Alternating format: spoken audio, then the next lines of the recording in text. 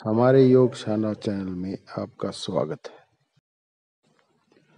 अपयश को स्वेच्छा से स्वीकार करो और दुर्भाग्य को मान्यता दो।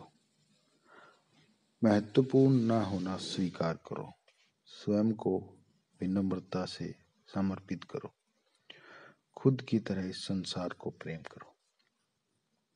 इसको जागृत करने की चेष्टा कर रहे हैं चीन के दार्शनिक लाओ त्से।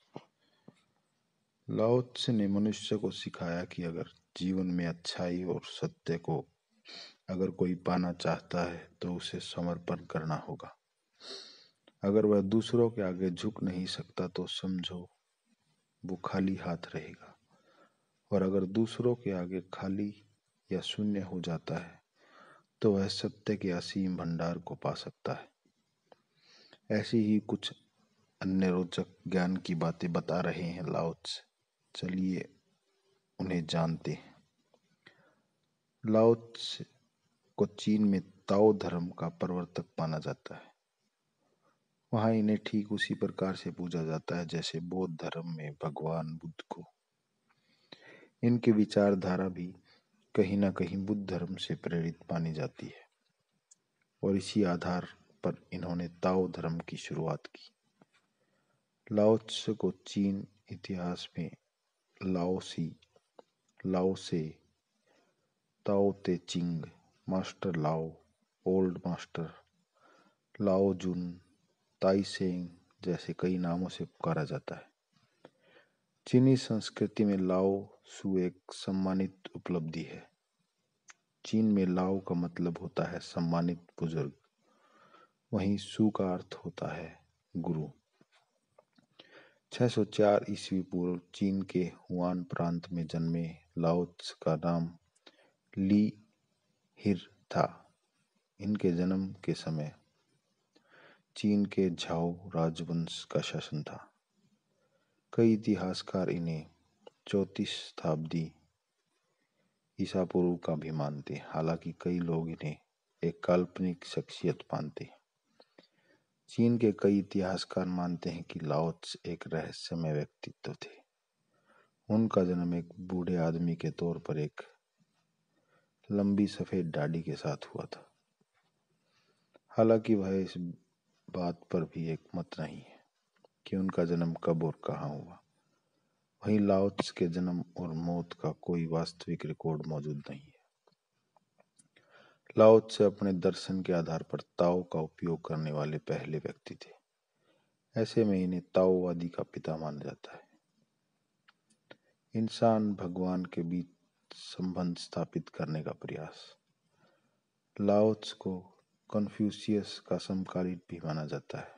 उस समय एक और जहां लाओ त्से चीन के ताओ धर्म की शिक्षा और विचारधारा को फैला रहे थे, उसी समय कन्फ्यूशियस भी शिक्षा की शक्ति, अतीत के सम्मान, धर्म के आचरण और भ्रष्ट व्यवहारों में सुधार की शिक्षा दे रहे थे।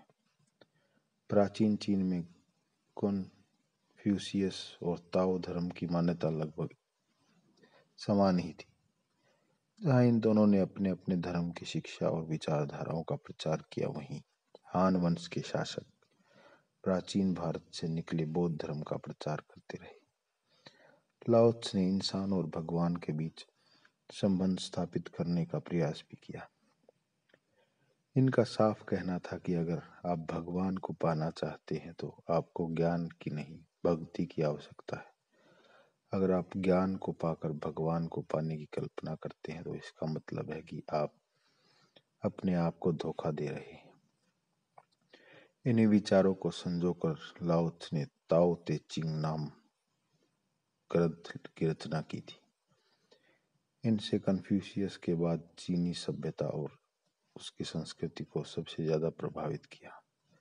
शायद इसी ग्रंथ के आधार पर चीन में ताओ धर्म की शुरुआत हुई।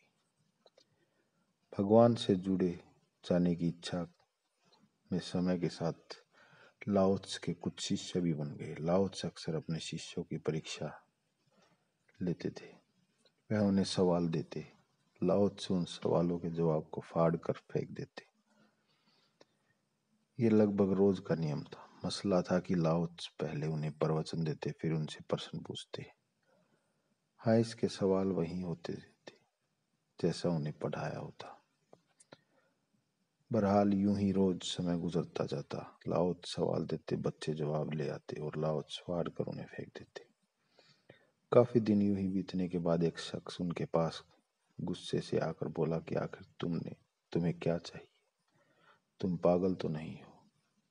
जो तुमने समझाया वही तो लिख कर लाया हूं। लाओत्से ने कहा कि तुमने ठीक ही कहा। मैंने जो कहा, तुमने जो सुना, उसी को लिख कर तुम ले आए। तुम्हारे पास इस बात का कोई अनुभव ही नहीं। तुम्हारी चेतना तुम्हारी बुद्धि तक सीमित है। जब ये बुद्धि से नाभि की ओर चलेगी और जब नाभि से श्वास की ओर, तब तुम्हारे उत्तर तुम्हारे अपने होंगे। जब मुख्य न्यायाधीश बने लाओत्से, चीन के राजा ने एक बार लाओत्से को अपने दरबार में बुलाया। राजा ने उनसे अपने राज्य का मुख्य न्यायाधीश बनने का अनुरोध किया। राजा का मानना था कि पूरे संसार में बुद्धिमान आप जैसा व्यक्ति न्यायाधीश बन जाए तो उसका राज्य पूरे देश में एक आदर्श राज्य बन जाएगा। हालांकि पहली बार अनुरोध पर लाओत्से ने मुख्य न्यायाधीश बनने से इनकार कर दिया। राजा अपनी बात पर अड़ा रहा। वह लाओत्से को ही पद पर देखना चाहता था। राजा के जिद करने पर लाओत्से ने कहा कि अगर वह राज्य के मुख्य न्यायाधीश बनते हैं तो या तो वह न्यायाधीश बने रहेंगे या फिर राज्य की कानून व्यवस्था बनी रहेगी। इन दो चीजों के अलावा और कुछ भी संभव नहीं है। बावजूद इसके लाओत्से न्यायाधीश बना दिए गए। पहले दिन एक चोरी का मामला उनके समक्ष आया। असल में एक चोर ने राज्य के सबसे धनी आदमी के घर पर चोरी कर उसकी संपत्ति का लगभग आधा धन चुरा लिया। लाओत्से ने बड़े गौर से दोनों पक्षों को सुना और फिर अपना फैसला सुनाया। फैसले में लाओत्से ने कहा कि चोर और इस धनी व्यक्ति दोनों को 6 माह की जेल की सजा दी जाए। इस फैसले को सुनते ही अमीर आदमी चौंक गया। उससे ज्यादा हतप्रभ तो राज्य का राजा था जो लाओत्से को न्यायाधीश बनाने पर तुला था।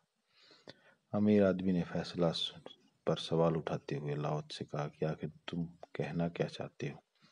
चोरी मेरे घर हुई, धन मेरा चुराया गया और चोर आपके सामने खड़ा है, फिर मैं दोषी कैसे? यह कैसा न्याय? लाओत्से ने कहा कि मुझे लगता है कि मैंने अभी भी चोर के प्रति अन्याय ही किया है। तुम इस चोरी के सबसे बड़े जिम्मेवार हो। तुम्हें चोर से ज्यादा सजा देनी चाहिए। तुमने जरूरत से ज्यादा धन का संचय कर समाज के एक बड़े तबके को संपत्ति से वंचित कर दिया है। लाओत्से की मुख्य साधना नाभि केंद्र से संबंधित है। इसे चीन और जापानी भाषा में तानडेन और हारा केंद्र भी कहा जाता है।